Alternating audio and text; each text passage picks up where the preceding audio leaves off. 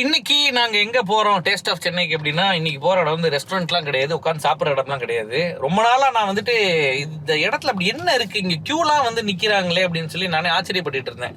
எங்கன்னா சூளைமேடுக்கும் எம்எம்டிஏக்கும் நடுவுலங்க அந்த லொக்கேஷன் நான் வந்து உங்களுக்கு எக்ஸாக்டாக இப்போ போய் சொல்கிறேன். அந்த ஒரு டீ கடை ஒன்று இருக்குது அது பக்கத்தில். நான் எப்போவுமே அங்கே டீ சாப்பிடுவேன். அங்கே டீ சாப்பிடும்போது பக்கத்தில் நான் கவனித்தேன் ஒரு சின்ன ஷட்ரு. அந்த ஷட்டரை வந்து ஒரு 12:30 மணி 1 மணி போல் ஒரு ஹஸ்பண்ட் அண்ட் ஒய்ஃப் வந்து திறக்கிறாங்க. வெளியில் ஒரு சட்டியை வைக்கிறாங்க. அந்த சட்டியில் இருக்கிற பிரியாணியை சாப்பிட்றதுக்கு ஒரு பெரிய கியூ ஓட்டு போடுற மாதிரி வந்து நிற்கிது. நானும் ஒரு தடவை இந்த மாதிரி கியூவில் போய் நின்று லைட் அப்படி என்ன தான் இருக்குது இவ்வளோ பெரிய கியூ நிற்கிது அப்படின்னு சொல்லி போய் வாங்கலான்னு போகிறேன். கரெக்டாக பிரியாணி முடிஞ்சு போச்சு. அந்த பிரியாணியில் அப்படி என்ன இருக்குது, எதற்காக இவ்வளோ பெரிய ஒரு கியூ, ஏன் ஒரு சட்டி ஒரே ஒரு சட்டி தான் கொண்டு வராங்க, அதுக்கப்புறம் கொண்டு வர மாட்டாங்க, அப்படி என்ன இருக்குன்றத போய் இன்னைக்கு நாங்கள் வந்து ட்ரை பண்ண பார்க்க போகிறோம். அதான் ரேடியோ சிட்டி டேஸ்ட் ஆஃப் சென்னையில் இன்னைக்கு நாங்கள் பண்ணுறோம்.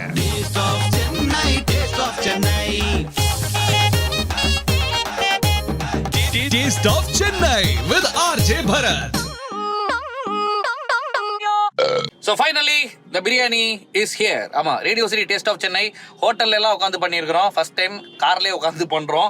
ஏன்னா இந்த பிரியாணிக்கு க்ரௌடு நீங்க பார்த்துருப்பீங்க. இது ஆரம்பம் தான். ஒரு 1 மணி 1:30 நெருங்கும் போது ஒரு கியூவே நின்றோம். அந்த ஒரே ஒரு சட்டி தான் வச்சிருப்பாங்க. அந்த சட்டியில் இருக்கிற பிரியாணி முடிஞ்சுன்னா அவங்க வேலையை முடிச்சு கிளம்பிடுவாங்க. அண்ட் பிரியாணியோட விலை பார்த்தோம் அப்படின்னா வெறும் 100 ரூபா தான். 65 கொடுக்குறாங்க. சிக்கன் பக்கோடா வேணும்னா அதுவும் இருக்குது. அது வந்து உங்களுக்கு போன்லெஸ்ஸே 60 ரூபா தான். அப்போ நீங்கள் நார்மல் போனீங்க அப்படின்னா அது 50 ரூபாய் 45 ரூபாய் இருக்குன்னு நினைக்கிறேன். ஸோ 100 ரூபாய்க்கு பிரியாணிங்க நல்லா அளவாக கொடுத்துருக்குறாங்க. ஒருத்தர் நல்லா சாப்பிட்ற மாதிரி கொடுத்துருக்குறாங்க. நடுவில் ஒரு லெக் பீஸ் வேறு நம்மளுக்கு வச்சு கொடுத்துருக்குறாங்க. அது நம்ம வீடியோக்குன்னா எதுவுமே நம்ம சொல்லலை. அதுக்கே வந்து லெக் பீஸ்லாம் வருது அப்படின்னா யோசிச்சு பாருங்களேன். சரி, ஓகே, சாப்பிடுவோம்.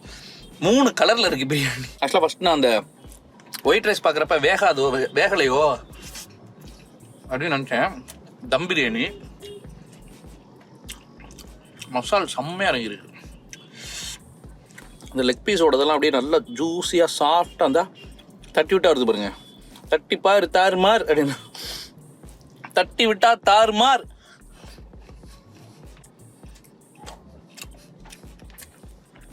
நல்லா பூ மாதிரி இருக்கு, சூடாக இருக்கு, ஆனால் செம்மையாக இருக்கு.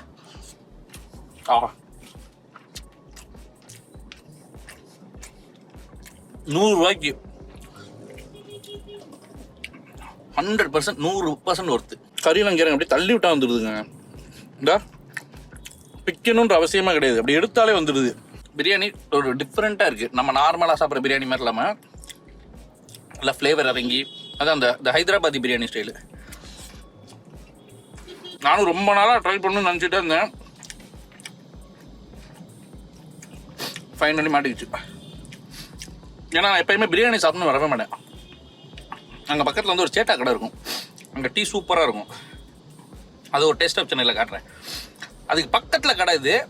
என்னடா அந்த கேட்டை நீங்கள் பார்த்துருப்பீங்க, ரொம்ப சின்ன கேட்டு தான். உள்ள ஒரே ஒரு பையன் உட்காந்து பக்கோடா போட்டுட்ருப்பான்.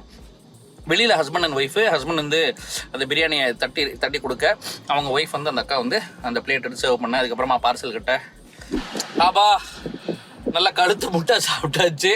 100 ரூபாய்க்கு நல்லா ஒர்த்தாக இருந்துச்சு. எப்படி இருந்துச்சு? பர்ஃபெக்டா செம்மையாக இருந்துச்சு. ஸோ 100 ரூபா கொடுத்து நீங்கள் தாராளமாக சாப்பிடலாம். சாப்பிட்ட எங்கே இருக்குன்னு சொல்லவே இல்லை அப்படின்னா அரும்பாக்கம்ங்க. சரியா? MMDA colony Arumbakkam. உங்களுக்கு நல்ல லேண்ட்மார்க் சொல்லணும் அப்படின்னா முகமது சதக் ஸ்கூல் இருக்கும். இந்த பார்த்தீங்களா, இந்த முகமது சதக் மெட்ரிகுலேஷன் அப்படின்னு ஒரு ஸ்கூல் இருக்கு பாருங்க. Mohammed Sathak matriculation school. அந்த ஸ்கூலுக்கு ஆப்போசிட்டில் கொஞ்சம் முன்னாடி அந்த கடை இருக்கும். ஸோ நீங்கள் அங்கே வந்து பார்த்தீங்க அப்படின்னா ஹைதராபாதி பிரியாணின்னு சின்ன போர்டு தான் போட்டிருப்பாங்க. போக போக இப்போ இந்த லைன் கொஞ்சம் கொஞ்சமாக பெருசாகிட்டு இருக்கு. ஸோ கிட்டத்தட்ட நாங்கள் வந்துட்டு 2 பிரியாணி சாப்பிட்டோம், ஒரு 65 வாங்கினோம், 2 பிரியாணி பார்சல் எல்லாம் சேர்த்து வந்துட்டு வெறும் 460 ரூபா தான் ஆச்சு. ஒரு பிளேட் பிரியாணி நல்லா வயிறு நிறைய, லெக் பீஸு இல்லை அப்படின்னா 2 பெரிய பீஸ் வச்சு விட்டுறாங்க. நல்லா வயிறு நிறைய சாப்பிட்டாச்சு. ஸோ ரொம்ப நாள் சாப்பிடணும்னு நினச்சிட்டு இருந்தேன். சாப்பிட்டேன். பிரியாணி செம்மையாக இருந்துச்சு. இது லேயர் பிரியாணின்னு வாங்க. அதாவது மேலே ஒயிட் கலரில், கீழே ஒரு கலரில், அப்புறம் கீழே மசாலா எல்லாத்தையும் மிக்ஸ் பண்ணி அவர் வந்து கலந்து நம்மளுக்கு கொடுக்குறாரு. ஸோ ஹைதராபாத்தில் இருக்கிறவங்களுக்குலாம் இந்த பிரியாணி அவங்க சாப்பிட்ருப்பாங்க. அந்த டேஸ்ட் இங்கே ஹஸ்பண்ட் அண்ட் ஒய்ஃப் 2 பேரும் பண்ணி கொடுத்துட்டு இருக்காங்க. ஆர்டர்ஸும் எடுக்கிறாங்க. கார்பரேட் ஆர்டர்ஸ் இல்லை கல்யாண ஆர்டர் இந்த மாதிரியும் ஆர்டர் எடுக்கிறாங்க. ஸோ நீங்கள் அதை வந்து டேஸ்ட் பண்ணி பாருங்கள். நல்லா இருந்துச்சு அப்படின்னா நீங்கள் எனக்கு இந்த வீடியோவில் கமெண்ட் பண்ணுங்கள். உங்களுக்கு இந்த வீடியோ யூஸ்ஃபுல்லாக இருக்கும்னு நினைக்கிறேன். இதே மாதிரி இன்னொரு டேஸ்ட் ஆஃப் சென்னையில் நான் வந்து உங்களை மீட் பண்ணுறேன். இது வரைக்கும் டாடா பாபா சொல்லிட்டு கீரை போட்டு கிளம்புறது ரேடியோ சிட்டி பாரத்.